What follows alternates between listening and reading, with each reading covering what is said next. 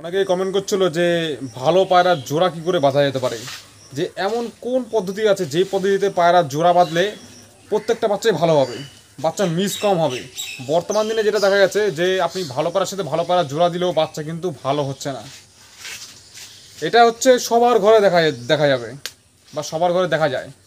ভালো পায়রার সাথে ভালো পায়রা জোড়া দিলে বাচ্চা ভালো হয় না, খুব কম মানুষেরই বাচ্চা ভালো হয়। তো কেন এই প্রবলেমটা হচ্ছে আর কোন পদ্ধতিতে জোড়া বাঁধলে আমরা ভালো মানের বাচ্চা পায়রা বের করতে পারবো, তো চলুন নতুন একটি ভিডিওতে সবাইকে ওয়েলকাম।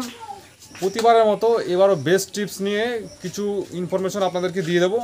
পুরো ভিডিওটা দেখুন, তাহলে কিন্তু আপনাদের খুব উপকার হবে। তো সবার প্রথমে বলে দিই, জোড়া দেওয়ার বিষয়ে কিছু প্রথমে বেসিক জিনিস আমাদের মাথায় রাখতে হবে।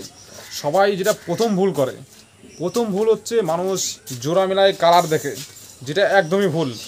সে যেই হোক না কেন, যদি কোনো ওস্তাদ হোক বা যেই হোক না কেন, যদি কালার দেখে কেউ জোড়া মেলাতে যায় তাহলে সেটা ভুল, কিচ্ছু করার নেই। যেটা সত্যি সেটা সত্যি। কালার দেখে যে জোড়া মেলাতে যাবে সেটা একটা ভুল পদ্ধতি।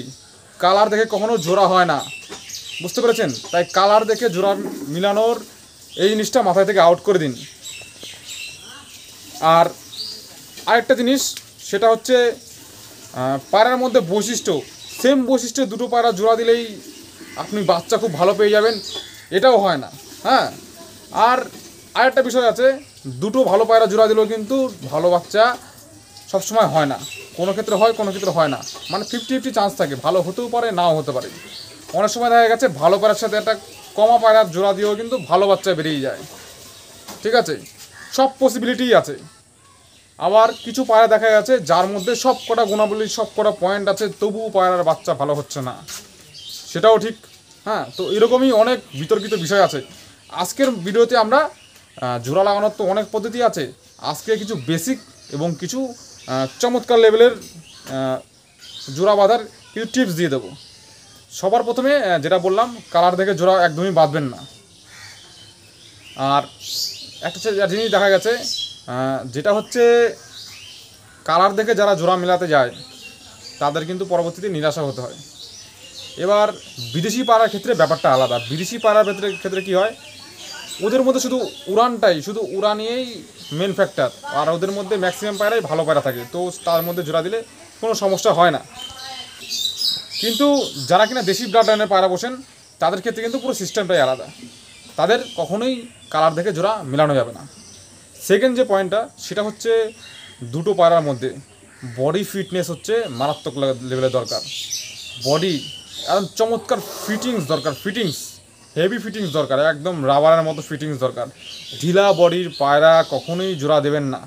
ঢিলা বডির পায়রা, লুজ বডির পায়রা কিন্তু খুব ভালো হয়, খুব ভালো জাতেরও পেয়ে যাবেন, কিন্তু জোড়া দেওয়ার ক্ষেত্রে ওইটাকে পরে চয়েসে রাখবেন। আগে দেখবেন ফিটিংস একদম টাইট ফিটিংস বডি, সেগুলোকে আগে চয়েস করবেন। দুটো ফিটিংস পায়রা আগে আপনারা জোড়া দেবেন। আর একটা বিষয়, সেটা হচ্ছে যে কোনো পায়রায় আপনি জোড়া দেন না কেন, খেলা পায়রা হোক, উড়া পায়রা হোক, সবসময় শীষ পালক, মাথার যে শীষ পালক 3টে না 4টে নেবেন, লম্বা লম্বা 3টে নিলে করা কিন্তু সব কিছু পাবেন না আপনি। 4টে শীষ নেবেন, 4টে মাথার যে 4টে শীষ, সবাই 3টে শীষ নিয়ে বলে তো, 4টে শীষ লম্বা 4টে শীষ, প্রথম 3টে শীষ সমান বা 9 নম্বর বড়, অতটা ডিটেলসে যাওয়ার দরকার পড়বে না। 4টে শীষ লম্বা থাকবে এবং একসাথে থাকবে। 4টে শীষ ফাঁকা যেন না থাকে, 4টে শীষ লম্বা এবং ফাঁকা যেন না থাকে, ব্যাস ওইটা আপনার জোড়া রাখতেই হবে। নর বা মাদির মধ্যে একটা পায়রার ওটা থাকতেই হবে, আর দুটো পায়রা থাকলে তো একদম সুপার বেরাবে। 4টে শীষ লম্বা দরকার। এরা অবশ্যই দেখবেন। আর অবশ্যই মানে সফট হবে, শীষ পালক 4টে যেন একদম সফট হবে, ধরলে মুড়ালে যেন নমনীয় একটা ব্যাপার থাকে, এটা দেখতে হবে। আর একটা জিনিস, জোড়া বাঁধার সময় সবথেকে ভেরি ইম্পর্টেন্ট, যেটা আপনি না মানলে পুরো জোড়া বাঁধাটাই বেকার হয়ে যাবে। সে যেই কোনো পায়রা হোক না কেন, যত ভালো উড়ুক না কেন, বেকার হয়ে যাবে। সেটা কী জিনিস আমি বলে দিচ্ছি, সেটা হচ্ছে পায়রার সেন্স বলতে পায়রার নজর, পায়রার আবভাব। স্মার্ট পায়রা সবসময় স্মার্ট পায়রা, এবং যে পায়রার মধ্যে সেন্স ক্যাপাবিলিটি বেশি আছে সেই পায়রা জোড়ায় রাখবেন। দুটো নর্মাল সাদাসিধে ব্রেনের পায়রা, মানে বোকা পায়রা, বোকা ধরনের পায়রা, একদম দেখবেন ভদ্র পায়রা, দেখতে দেখতে খুব সুন্দর মনে হবে ভদ্র পায়রা, ওই সমস্ত পায়রা কিন্তু জোড়ায় রাখা যাবে না। কারণ ওই সমস্ত পায়রা কম বুদ্ধির পায়রা কিন্তু হারাবে, এবং তার বাচ্চা করলে বাচ্চাও কিন্তু হারিয়ে যাওয়ার চান্স সবার আগে থাকবে। তার জন্য স্মার্ট পায়রা নিতে হবে জোড়ার ক্ষেত্রে। দুটো পায়রাই স্মার্ট থাকতে হবে, একদম স্মার্ট, তার বোঝার ক্ষমতা এবং নজর অবশ্যই ভালো থাকা দরকার, এটা কিন্তু মাথায় রাখতে হবে, ঠিক আছে। আর অবশ্যই আরেকটা বেস্ট পয়েন্ট, সেটা হচ্ছে দুটো পায়রার মধ্যে কোমর যেন একদম চিকন হয়, কোমরে যেন কোনো মাংস না থাকে। আপনি যেই জাতের পায়রা পোষুন না কেন, কোমরে যেন মাংস না থাকে। এবার হয়তো দেখুন পায়রার মধ্যে অনেক কিছুই পসিবল হয়, কোমর মোটা পায়রার থেকেও ভালো পায়রা বেরিয়ে যায়, যে কোনো খারাপ জিনিসের থেকে ভালো পায়রা বেরিয়ে যায় পায়রার মধ্যে সব কিছু সম্ভব। এখানে অনেক কিছু ব্যতিক্রম দেখা যাবে, কিন্তু আপনাদের যেটা করতে হবে, একদম কোমর চিকন পায়রা নিতে হবে, কোমরে যেন কোনো মাংস না থাকে। জোর কাঠির ফ্যাক্টর হচ্ছে পরে, জোর কাঠিটা মেন বিষয় না, জোর কাঠি হচ্ছে পরে, ওটা হচ্ছে হাই লেভেলে উড়ানের ক্ষেত্রে। কিন্তু দেশি ব্লাড লাইনের মধ্যে জোর কাঠি ফ্যাক্টর পরে কিন্তু না দেখলেও চলে যাবে। জোর বাড়ি ফাঁকা বা একটুখানি যদি কমা লেভেলে হয় জোর কাঠিগুলো, তাহলে নিরাশ হবেন না, ওই পায়রাও যথেষ্ট ভালো পায়রা হয়। জোর কাঠি ফাঁকা পায়রাও ভালো হয়, শক্ত পায়রা ভালো হয়, সব কিছুর মধ্যেই ভালো কম বেশি আছে।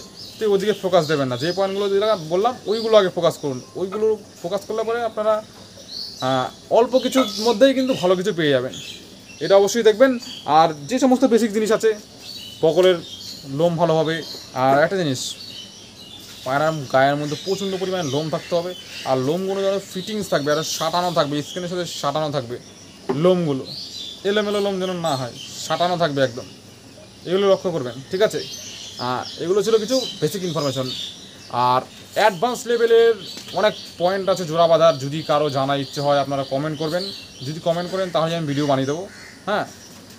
আর যদি কোনো কিছু ভিডিও লাগে অবশ্যই জানাবেন। আর আজকের ভিডিওটা এই পর্যন্ত, পরবর্তী ভিডিওতে আবার দেখা হবে।